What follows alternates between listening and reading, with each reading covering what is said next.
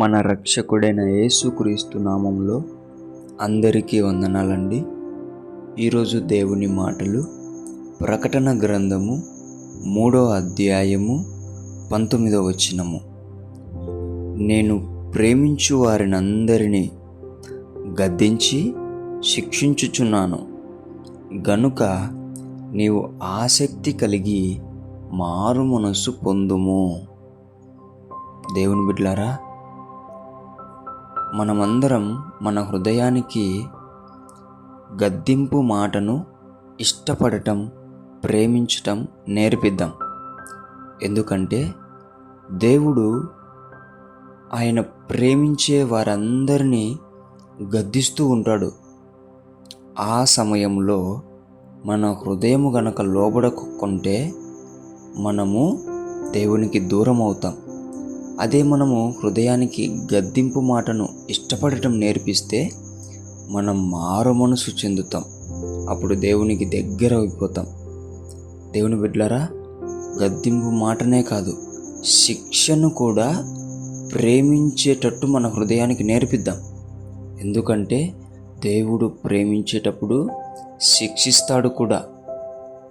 కాబట్టి శిక్షకు లోబడితే ఖచ్చితంగా మనం ఏమైపోతాం? దేవునికి దగ్గరైపోతాం.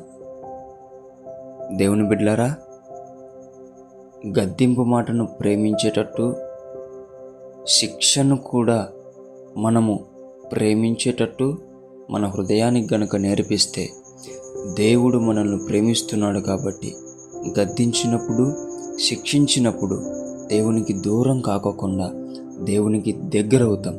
అందుకే ప్రతి ఒక్కరు కూడా హృదయాన్ని కఠినమును వదిలించేసుకొని గద్దింపు మాటను కూడా ప్రేమించే హృదయముగా మన హృదయాన్ని తయారు చేసుకుందాం.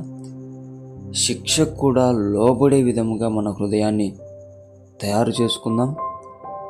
మారు మనసు చెంది దేవునికి దగ్గరైపోదాం.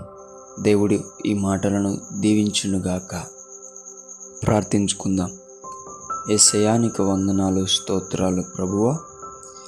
ఇక నుంచి ప్రభువా, నీవు మాట్లాడిన ప్రతి మాటను బట్టి నేను పలుకుతున్నానయ్యా. నీ మాట గద్దింపు విధముగా వస్తే, శిక్షించే విధముగా వస్తే, వాటికి లోబడే తత్వాన్ని నా హృదయములో నీవే తయారు చేయమని ప్రార్థిస్తున్నామయ్యా. తండ్రి, ఆసక్తి కలిగి మేమందరం మారు మనసు చెంది నీకు దగ్గరయ్యే బిడ్డలుగా మమ్మల్ని నీవే తయారు చేసుకోమని యేసు నామమున ప్రార్థిస్తున్నాం తండ్రి. ఆమేన్.